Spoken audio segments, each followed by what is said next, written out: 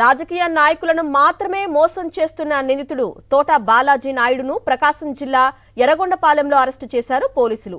Yerragondapalem BJP నాయకుడు మాదాల సూర్యనారాయణ దగ్గర PM Kisan పేరుతో 1,29,000 రూపాయలు వసూలు చేసినట్లు పోలీసులు స్పష్టం చేశారు.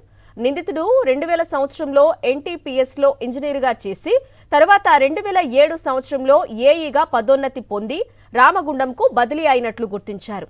2009 సంవత్సరంలో ఏసీబీ సిబిఐ కేసులో సస్పెండ్ అయినట్లు చెప్పారు.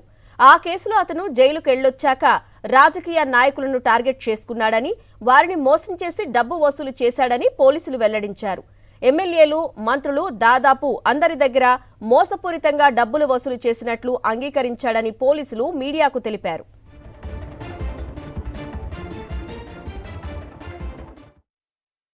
ఎర్రగొండపాలెంలో సూర్యనారాయణ అని చెప్పి బీజేపీ యాక్టివ్ ఉండే కార్యకర్త, లోకల్ లీడర్. అతనికి ఒక వ్యక్తి పిఎంఆర్ యోజన కింద ఆవాస యోజన లేదా ఉద్యోగం ఏదో చెప్పి